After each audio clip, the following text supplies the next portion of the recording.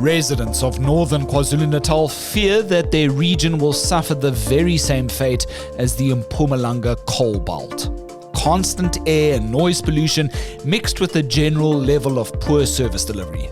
As more mining magnates encircle the region, a rural town called Mbabane is the first to sound the alarm in the Amajuba district. You know, when I visited the area, there were numerous trucks, driving around to people's gate, the front gates, making U-turns there. Obviously, they're emitting dust. The grass is not as green. It's obviously filled with dust. Houses have cracked from inside and out through blasting. And obviously, I met with one of the elderly ladies who spoke to me and said, look, my health has since deteriorated ever since the mine came in the area. We cross to our journalist on the ground, Sakhiseni Nxumalo, next. Later in the show, the country's shocking shortage of detectives left one Cape Town mom to probe her son's murder alone. And finally, the sports minister assures local golf fans that they won't have to take out a loan to attend next year's Live Golf in South Africa, a first for the continent. To know when the next episode drops, hit the like, follow, and subscribe buttons on our YouTube, Spotify, and Apple Podcast channels. If you'd like to engage us on this episode's topics, please do send us your thoughts and opinions to the official Lead WhatsApp line. That number 072 562 3179.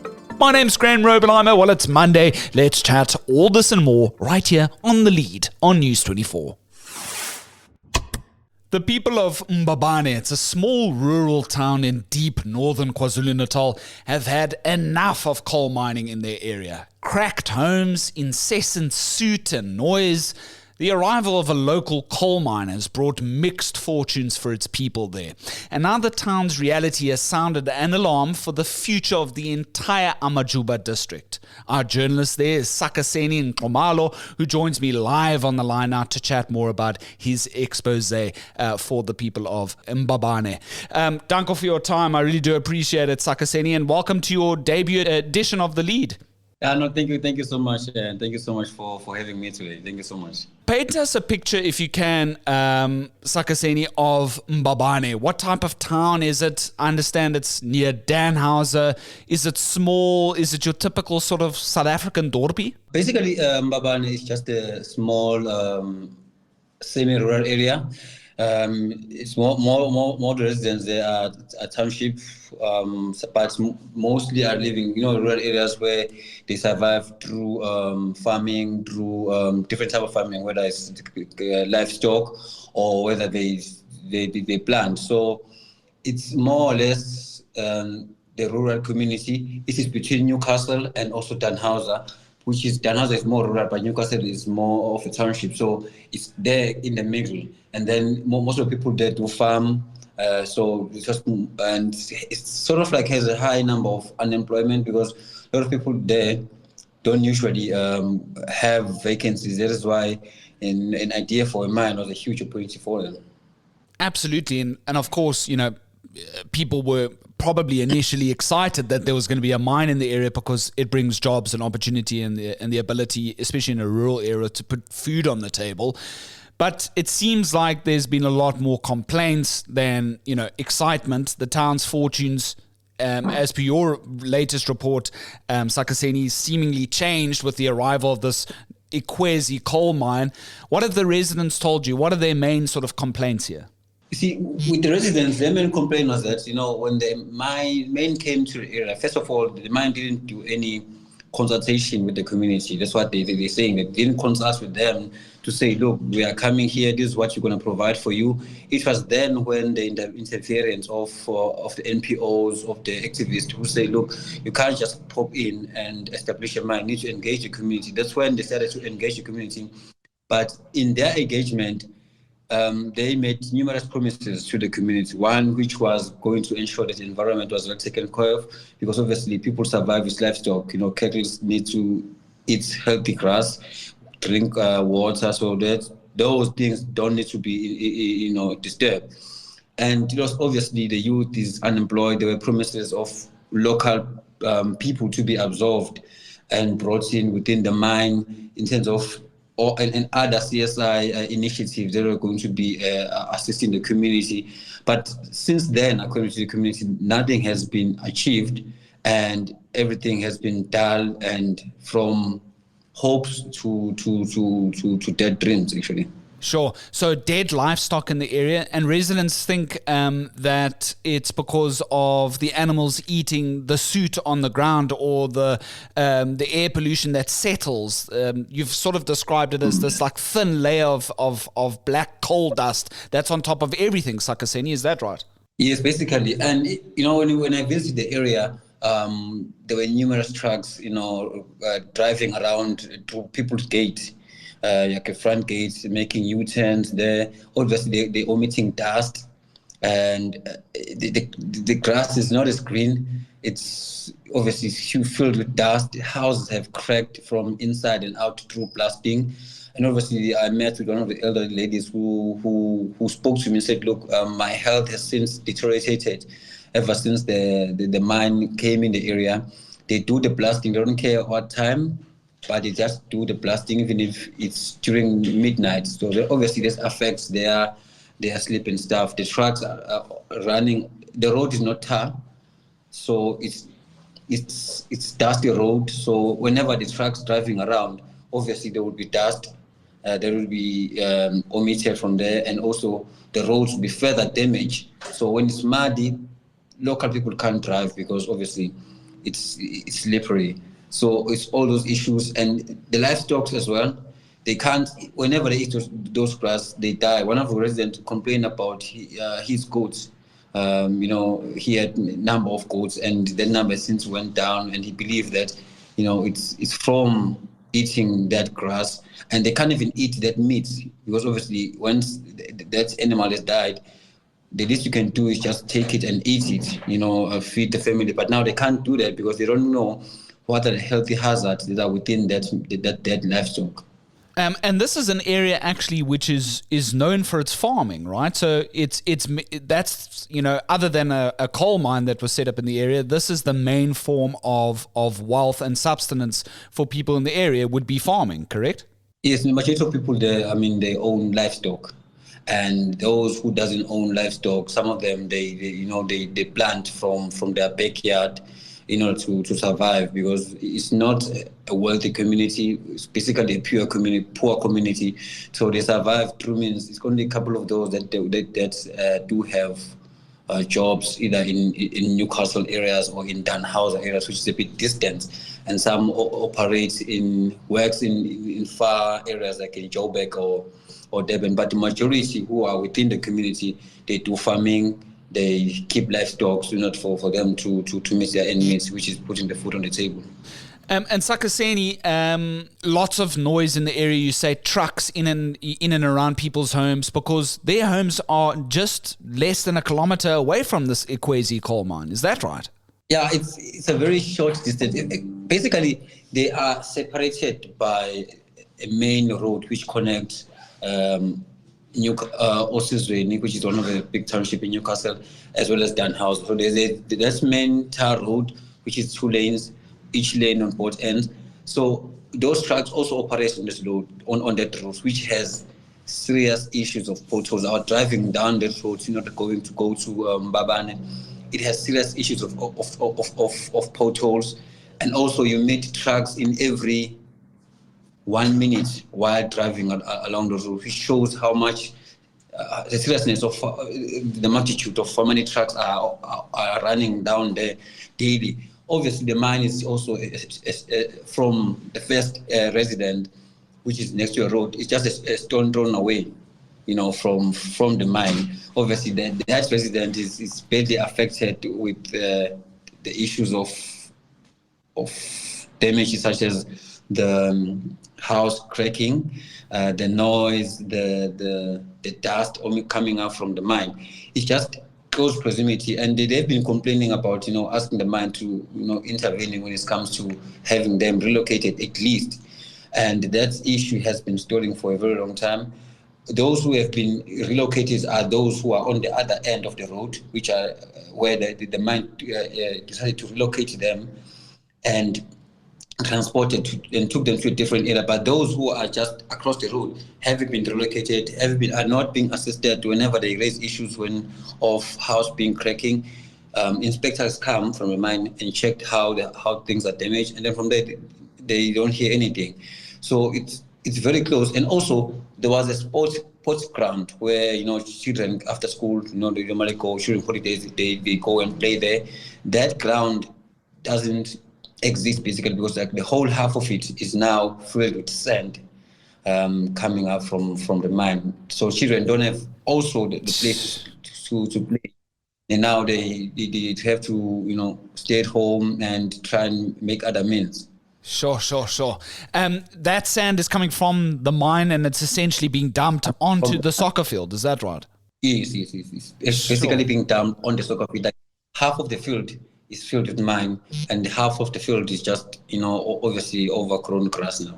Sure. And you were speaking to one of the mamas in the area, Sakhiseni, and basically she was saying you couldn't even tell that this house was built only a few months ago and already she was showing the cracks in her wall. How bad are those cracks?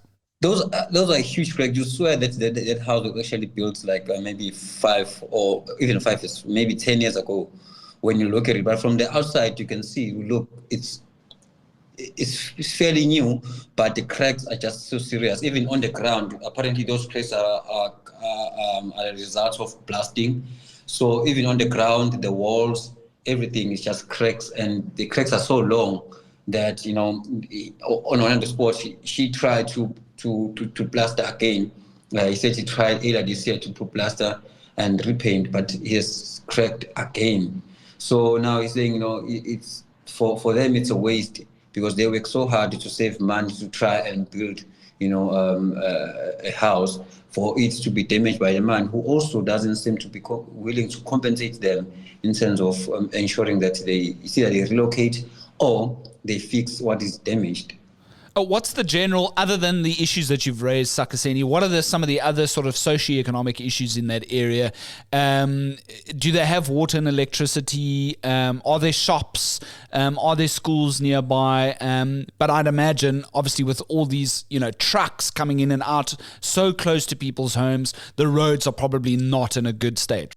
The roads are actually one of the worst roads you drive. When you're driving there, you actually have to look for spaces to drive to because of the damage by the trucks. Sure. That is only on the tire road. The tire road is a main road there, but also when you get inside, that's where you don't find the tire road. Inside, in between the houses of communities, where one of the roads also the mine that the trucks drive on is actually just a dusty road, and on that gravel road, it's far worse than it is on a tire road. And so the issues of roads is an issue now, which has since been badly affected now with the mine existence. There is also an issue of electricity and water. Some of the houses do have electricity, some of the houses do have water. So it's issue of those who have, don't have it. There are local schools there, and the main issue, concern of communities that with having such a big mine operating in your backyard, you would just expect that issues that communities have been complaining for a while, the least the man should do is try and assist there and there, be there for the community, as long as, because they are benefiting from the community by extracting that coal, but also be there in terms of assisting them through your CSI initiatives. But there's nothing. They don't assist families. They don't assist even the school itself. They don't even assist them according to what the community told us when we got there. What has been the response to these complaints from the mine itself? I understand that you got in contact with one of the community liaison officers that is supposed to deal with the impact on the local residents there. Have you had any luck, as per your piece that I see that is still obviously trending on the front page of News 24 this Monday? Dust cracks and more than 50 mines. Amajuba residents in KZN fight for survival. Sakhiseni, you've said basically in your piece you did not get any comment from this particular mine. Is that still the case? That's definitely still the case. We when I was there, I tried to look for the details in terms of trying to get hold of them. But we were unfortunate because we wanted to find anyone who was, sort of like a bridge between the community and the mine. And we couldn't find anyone. So when we get to the office, there was, because my visit was like 2 months ago. And throughout the past 2 months, I've been trying to get the community. After a month of trying, because of daily calls, emails being sent to the mine, no one was picking up the calls, and emails being sent to the mine. Eventually, I managed to find someone who was sort of like a community liaison officer, who asked me to send a list of questions, Mr. Ngwenya. And after I sent those questions, that was it. From there, I've been trying to send follow-up to say, look, we are looking to run the story, and we'd really love to have your comment in terms of all these allegations and issues being raised by the community, but no one has been responding. And till today, no one has since get back to us in terms of, providing any information about or clarifying any allegations that have been made by the community. You're listening to the latest edition of The Lead on News 24 with Graham Rowenheimer. If you've got an opinion on what you've heard so far, drop us a short voice note on our WhatsApp hotline. That's 072 562 3179. Sure. And in the meantime, of course it would be the case. Yeah, you've got local activists who are sounding the alarm, but they too are apparently getting death threats. Is that right, Sakhiseni? Yes, they too are also, now have to raise their concern in the dark, because obviously them being exposed to the community sort of like bring those certain fears. One of the activists who is Lucky Shabalala, who's been out there, outspoken, and since the mine came to the area, he has been in the forefront in terms of making sure that the mine abide by numerous rules and regulations in order to operate within the community. So he has been criminally charged and was undergoing prosecution at the Den Haag Magistrate Court for intimidation and also for inciting violence, where he was accused of, grouping community to protest outside the mine. So since then, he says he has been facing numerous death threats. He has to self-cover have to get guys that will accompany him to whenever he goes to meetings, because he receives death threats every now and then, and he has to go to hiding every now and then. And he reminds me of the incident of one of the lady from Mtubatuba, who was also opposing the mine, and now she's late. So he makes an example of that. Say, look, people are dying when they oppose mine. I don't know, wanna be next. And even when he spoke to us, he said, look, I can't even tell you where I am right now. The only thing I can speak to you now is over the phone, and not to you to come to me, because I don't know what's going on. I don't know who is after me with the mine existence, and with me opposing the mine, obviously being in forefront, my life is at risk. So even those who are trying to help the community to raise their issues, they too seem to be targeted apparently by the mine to have them silenced. Sure, Sakhiseni. And of course, that's the story that we hear so often in Mzansi these days about whistleblowers and people speaking out, David versus Goliath situations, and more often than not, including journalists, right? Our lives are at risk when we try and expose these things, where it's facing a group of people that are crying out for better circumstances. You've not just looked at Mbabane, you've expanded your coverage to the entire Amajuba district. And what I found so interesting, and you've done this very well, is you've gone to more activists who've relayed their concerns that essentially this district in northern KwaZulu-Natal could end up being a sort of a second Imalahleni, a place of coal that we see in Mpumalanga, in the coal belt there. I lived in Imalahleni as a kid for 3 years. There's heavy air pollution in the area. Greening activists have said in the past it's one of the most air polluted areas in the world. I remember I even had to go for an operation as a kid, Sakhiseni, because I had terrible air pollution, and my nose, I had to have my nasal passages scraped just because I'd suffered so much there as a kid. So Here we have residents, here we have activists of that particular Amajuba district saying, we don't want what's happening in Mpumalanga. Yet we've seen up to 60 mining rights applications in that part of the world. How many have been accepted thus far in terms of what government, the Mineral Resources Ministry, has indicated to you, Sakhiseni? And how many have been denied? Could you take us through that process? Well, basically, there were 60 about 3 months ago. Or about 60 applications.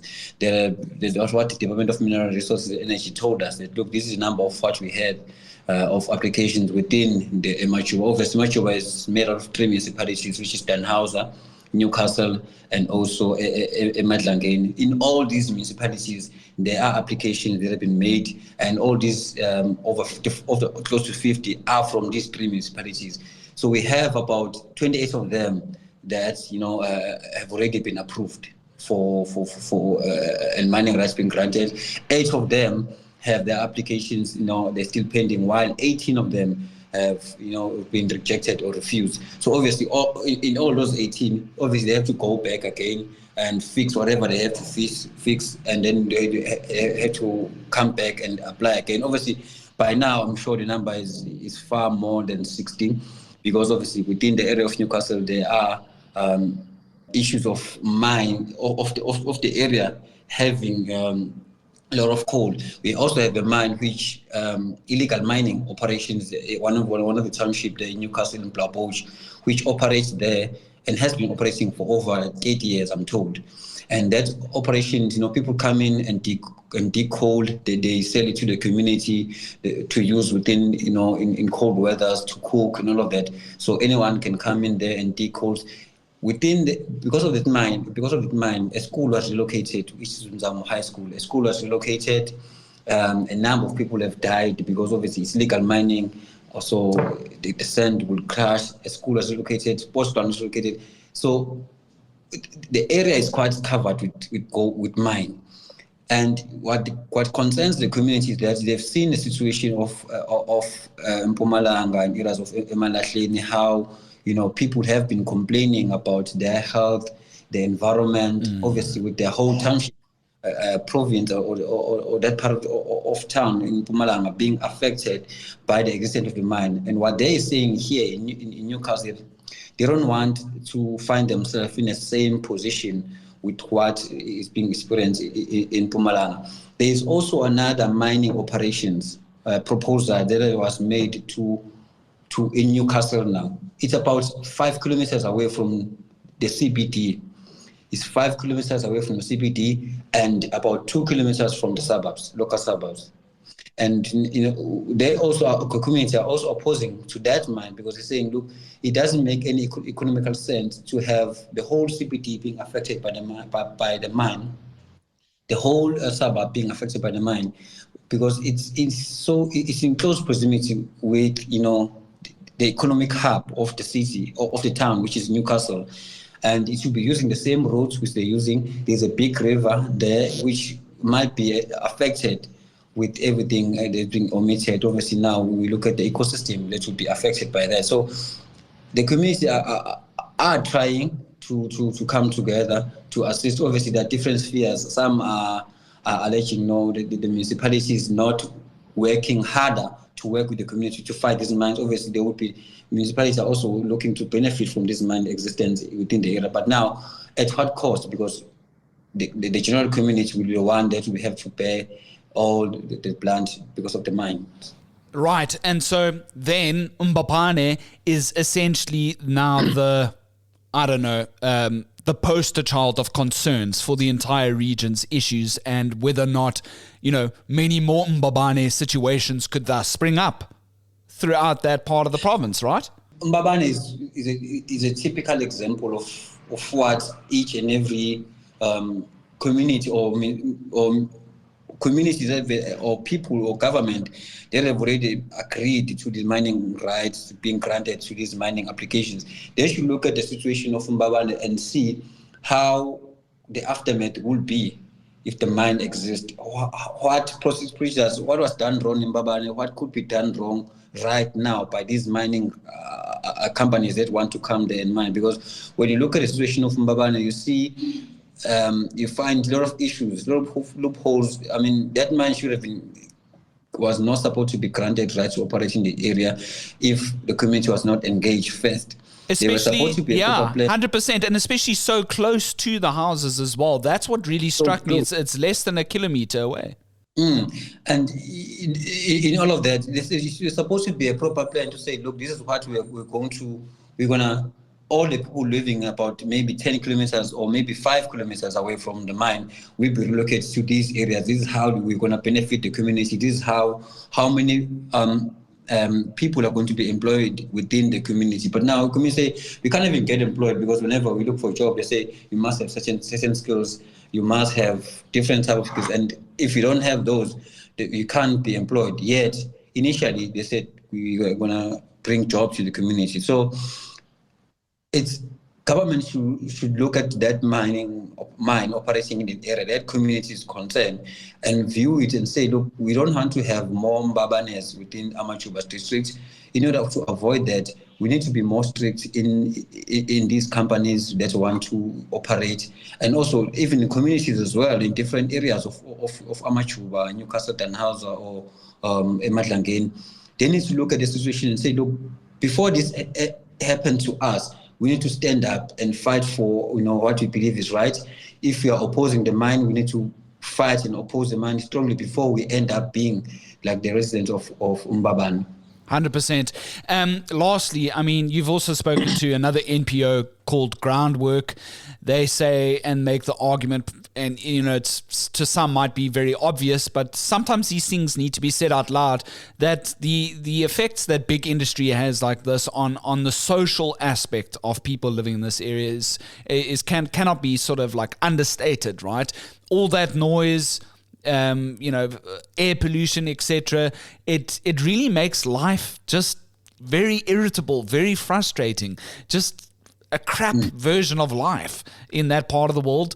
And for many, they still have to go into the mine every single day to try and put food on the table and eke out a living. It's just not a sustainable way of living in this country, is it not? Yeah, no, there is an issue. The Groundwork has been part of the community ever since this whole thing started. They've been working with the community. They've been trying to assist in terms of issuing press releases whenever there are protests, people being attacked during protests, on how this mine is affecting the environmental state of the community. Because from the blasting to the air emitted, this poses a great health hazard. It also affects basic human rights of healthy life. And with the mine existence in the area and all of these blastings and all of these dust being emitted, obviously it disrupts the living conditions. They're not enjoying being there. They're not happy being there. Their health has been since deteriorated. Like numerous of elderly people have raised concern about their health being deteriorated. So Groundwork has been in the forefront in terms of trying to assist the community, trying to ensure that they mediate in terms of raising a consultation between the two forces. But all of that has since went in vain, and they're saying that the absence of regulators and the absence of law enforcers, that has since been made the mine to operate freely. They operate as if they feel like they're in charge. No one's going to touch them. If whenever they raise concern, everything just go unattended to. It's like someone within the Department of Mineral Resources and Energy, or whoever from powerful houses is involved within this mine, because it can't be that a man would do such within the community, affect the community that much, pose so much risk within the community, but yet it is allowed to operate as it does today. 100%. Government, it's left, as you say, in the absence of another impartial sort of independent sort of overseer of everything. Government is supposed to be the one that's supposed to be looking closely at and not allowing a sort of Wild West situation to happen in northern KwaZulu-Natal, like we sort of see with illegal diamond mining in Northern Cape. Sakhiseni Nxumalo, I really do appreciate it. Thank you so much for chatting to us here on The Lead today. Finally, just the last outstanding question for you in the story would be perhaps just to get an answer from the mine, from the Ikwezi coal mine. Hopefully they can come to the party and give you an official comment to your story, right? Yeah, most definitely. I mean, we're still going to be sending them questions. I'm still going to be trying to make calls and send more emails to them to say, look, we still want to have your voice. And from there, we can pick it up from what they're saying. And, obviously they can claim that we are doing this. And we have to go back to the community and say, look, this is what they're doing. And then we follow up from there. Danko Sakhiseni, I really appreciate it. Thanks for your time on The Lead. Oh, thank you so much. Thanks so much for having me. Trending topic.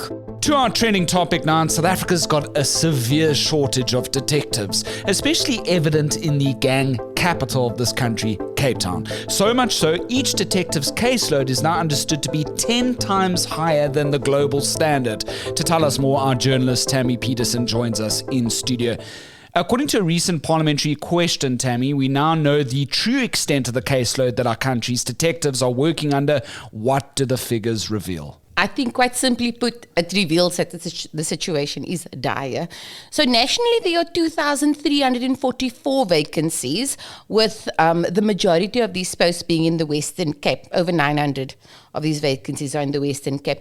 But I think what I try to do with our reportage on this is to drive home actually what this means, to the victim of crime, to the exhausted officer carrying the, resulting workload, and the prosecutors who actually have to try and secure convictions while guiding these detectives to present strong cases in our courts. So that is what we will be trying to contextualize over the next couple of days through our coverage of this policing issue. Absolutely, and especially in light with the police leadership crisis that we're sort of seeing at the moment. And I remember, interviewing a detective many, many years ago in the heart of Cape Town, and he revealed to me that he had like 200 dockets on his desk just at that time. That is an understatement. Do you know that according to Pop Crew, a detective can have up to 600 dockets. Yeah. 600 dockets. So what does that mean? That so you are dealing with, let's say you're a detective and you do, you specialize in violent crimes. Okay, that means that you essentially have to cherry pick which ones you are going to investigate. Yeah. While some of those dockets have to suffer. Some will maybe have, get some attention depending obviously on the complexities of the case. But if I can just, Graham, I'm sorry. Can I go into? Yes. I want to speak about Nicole. Yes. I need to Absolutely. speak about Nicole. You spoke to this Cape Town mom who lost her young teen son in these tragic circumstances. Just one of many, many stories that we see on the News 24 front page. And this is largely, we now see the detective shortage sort of come into a more personal way of telling these stories. What did she tell you about her particular story? I get upset when I actually think about it, because people's stories are so complex, and there's so much information that you don't get to actually write about. Because if I could write Nicole's story, I would probably still be writing now. It would be 10,000 words, because it's a horrible story. So Nicole van Sensie's son Malachi, he was murdered just over a year ago. He was 14 years old. And he was a young star for the Beacon Spurs football club in Mitchell's Plain. So before his murder, Malachi had been scheduled to move to Ceres, later that same week, actually, that he was killed, because Nicole wanted him out of Mitchell's Plain because she became aware that he was being pressurized to join a gang. And he was being hassled for, refusing. So he was shot dead in Eastridge in June 2024. Sure. Nicole said she only once heard from the detective assigned to his case, and that was just after his murder. 3 months later, she said it was early September, 3 months after he was gunned down, Nicole went to the Mitchell's Plain police station. She wanted an update because she had no idea what was happening with the investigation. And she says the detective told us simply, there's no witnesses, there's no evidence, so no case. So what now? She's investigating it herself. Dear God. Sorry, I didn't No, carry on, Thames. But she saw Malachi's docket, and the docket had 2 pages in it. That was all there were, 2 pages. And this is despite Nicole herself. She walked the street. She found leads. She urged people who told her, who gave her information of any kind. She asked them, please take this to the police, which they did. So it's amazing, actually, that she herself has managed to piece together what happened to her son. But she says that the police have done nothing with that information that was fed to them. The anniversary of his death was last month, and provincial police confirmed that arrests have still not been made in connection with his killing. I think we forget sometimes that behind these case numbers, are people like Malachi, with a heartbroken mommy and brothers and sisters who just can't get over what happened. He was shot multiple times. Once in the leg to stop him. His mom believes he was shot in the leg to stop him from running, and the rest were fired at his face and head. And, Nicole told me about Malachi's 6-year-old brother, who shortly after his murder had to do a self-portrait for a school project. And instead he drew a picture of himself next to a coffin in which his brother was lying. And when he was asked about this drawing, he said, this is me and this is Malachi. Malachi only has one eye left and he's in the hole because he's dead. Jeez. And Malachi deserves justice, or at least a proper investigation into what happened and who did this to him. But if detectives are juggling hundreds of dockets at any given time, when will Malachi's case get the attention it deserves? Yeah, 100%. 10 years ago, a detective telling me 200 cases. Now you're telling me this average is sort of around the 600 mark. It's unbelievable. Like you say, which cases then do they decide to prioritize over others? And, that is just an injustice in itself. Finally, what is, to your understanding in today's latest reporting, Tammy, what is the SAPS amidst the Madlanga inquiry and so many other things happening? What is their plan to try and sort of, refill the lines of detectives in this country? So according to the National Police Commissioner, General Fani Masemola, more than 4,000 new police officers will be joining the detective ranks in the current financial year, most of whom will be recruited from the newly trained constables currently receiving workplace exposure at stations across the country. So additional detectives will also be deployed to the 30 stations with the highest number of contact crimes. So that's your murders, your attempted murders, rapes, gender-based violence, and assault, and these are in the heavy crime weight provinces of the Western and Eastern Cape, Gauteng and KwaZulu-Natal. Now, former detectives who left the police in good standing are also being re-enlisted, while retired detectives who are being recruited on contract to ease the pressure on overburdened detectives will also hopefully make some kind of difference in terms of the situation that we have right now. And it's something we've heard time and time again. We're going to get the old reservists back. We're going to get the old guys back. And I think, we should definitely do a follow-up in future to see if whether or not they actually got the numbers that they really wanted to get, right? I'll be watching. Absolutely. That's Tammy Peterson. Her latest piece, Cop Out, how 2,344 detective vacancies nationwide foster a deadly climate of fear. And here she puts a very personal story, a face to the story. It makes for excellent reading. Tammy, thanks for your time. Thank you.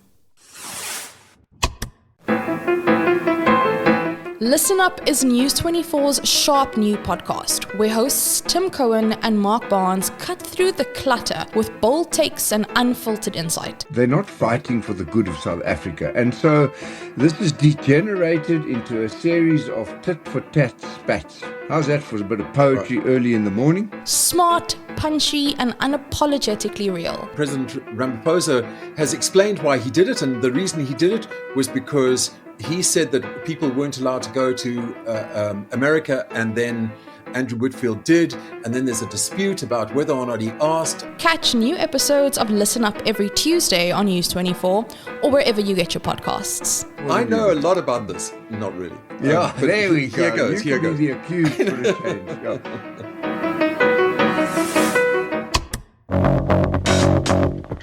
And finally, And finally, there's a big concern these days just how out of reach the price of national sporting events is for the average South African, ringing true with the recent string of Springbok tests here at home. Now that it's been confirmed, Live Golf is debuting in Africa next year March for the very first time, with an initial more than 10,000 early bird 3-day passes for the event in Mzansi sold in just 24 hours. Each costed around just over $2,000, whilst hospitality tickets are fetching for more than 50,000 smackaroos. Well, the 54-man event at Joburg's Steyn City will feature local star 2010 Open Champ winner Louis Oosthuizen, among many other big names.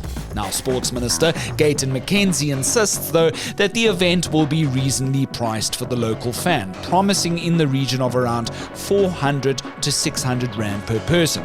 Compare that to a minimum of around just over 100 Rand for a single-day pass for the Sun City Nedbank Golf Challenge. But the minister says there'll be a free concert thrown in the mix as well, and children under 12 may enter for free.